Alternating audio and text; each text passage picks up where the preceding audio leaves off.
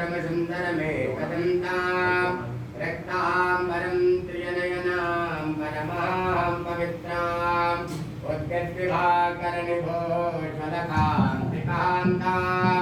विघ्नेश्वरं सकलविघ्नहरं नमामि विघ्नेश्वरं सकलविघ्नहरं नमामि ॐ भक्तवृन्दमहाकाय शौर्यकोटिसमप्रभा निर्विघ्नं कुरु मे देवा सर्वकार्येषु सर्वदा विनायकं वरं भानो ब्रह्मा विष्णु महेश्वरः सरस्वतीं प्रणम्यादौ सर्वकामार्थसिद्धये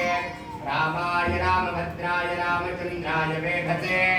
श्रीरघुनाथाय नाथाय तुषेताय पतये नमः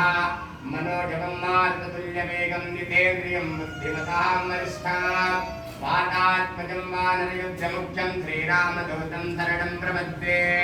श्रीरामदूतं शरणं प्रपद्ये अतुलितबलधामं शरणशैलाभदेहं दनजवनकृशानं यानुनामाविकन्या सकलगुणनिधानं वानराणामधीशं रघुपतिप्रियभक्तं वातजातं नमामि रघुपतिप्रियभक्तं वातजातं नमामि ॐ ध्याये नित्यं महेशं रजतगिरिनिभं चारुचन्द्रावतंसां रतनाः कल्पोज्ज्वलाङ्गं परस्मृगमनाभेतिहस्तं प्रसन्ना पदमाशीनं समन्तादस्फुटं मकरैर्व्याघ्रकृत्यं वशाना विश्वार्यं विश्ववीर्यं निखिलभयहरं पञ्चवक्त्रं त्रिनेत्रां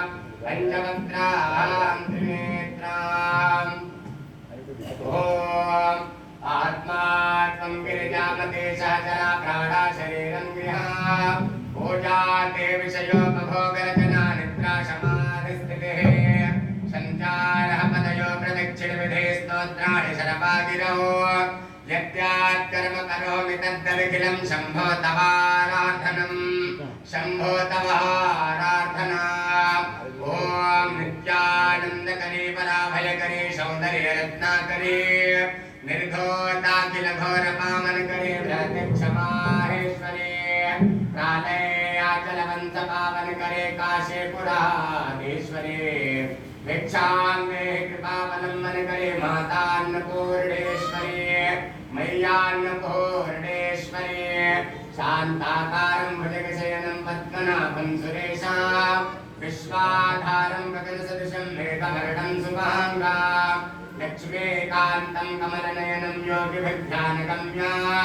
वन्दे विष्णुं भवभयहरं सर्वलोकैकनाथं